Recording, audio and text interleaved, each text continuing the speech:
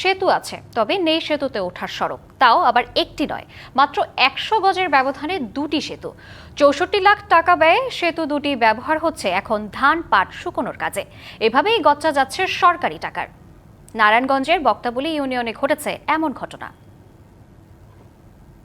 নারায়ণগঞ্জ সদর উপজেলার বক্তাবলী ইউনিয়নের পূর্ব রামনগর গ্রামের খালের ওপর 32 লাখ টাকা ব্যয়ে হয়েছে এই সেতু। এর 100 গজ দূরেই তৈরি হয়েছে আরও একটি সেতু। 2017-18 অর্থ বছরে দুর্যোগ ব্যবস্থাপনা মন্ত্রণালয়ের অধীনে সেতু দুটি নির্মাণ হয়। ইরা এন্টারপ্রাইজ ও বাঁধন এন্টারপ্রাইজ নামে দুটি ঠিকাদারি প্রতিষ্ঠান এই কাজ করে। তবে 7 বছর আগে সেতুর কাজ শেষ হলেও এখনও তৈরি হয়নি সংযোগ সড়ক। বিপুল অর্থ ব্যয়ের কোনো সুবিধাই পাচ্ছে না এলাকাবাসী। গাড়ি তো দূর থাক, মানুষে চলাফেরা করতে পারে না। এই সিস্টেমে রাস্তাঘাট বানাতে হয়ে গেছে, ব্রিজের কোনো মাটি নাই। ব্রিজ তো করছে, ব্রিজটা ফাঁকা হইলে অনেক উন্নত হইব রাস্তাটা এখানটা যদি হয়। অভিযোগ, এই ইউনিয়নের সাবেক চেয়ারম্যান শওকত আলীর নেতৃত্বে হয়েছে এই অনিয়ম। এই ব্রিজে আমাকে কোনো উপকার আছে না, রাস্তা নাই, ব্রিজে কোনো উপকার হয়নি।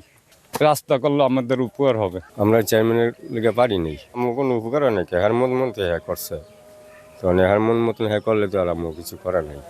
নায়াসিনামাইড ও স্যালিসাইলিক সমৃদ্ধ লিলি ফেস ওয়াশ, যা ফেসের ডেড স্কিন সেল দূর করে দেয় দ্বিগুণ ফাস্টার ব্রাইটেনিং। সংযোগ সড়ক নির্মাণ করে সেতু দুটি সবার জন্য খুলে দেওয়ার আশ্বাস দিয়েছে প্রশাসন। দুটো কালভার্ট রয়েছে, যেটা হচ্ছে সংযোগ সড়ক আছে কিন্তু একটু ন্যারো হয়ে আছে। আমরা এখন দেখার পরে আমি আমাদের পিএইউকে নির্দেশনা দিয়েছি, উনি যাবেন, ভিজিট করবেন। করার পর আমরা একটা প্রকল্প অলরেডি দিয়েছি, গাড়ি চলাচল উপযোগী করা হবে। আর একটা প্রকল্প আমরা দেখে ব্যবস্থা নেব।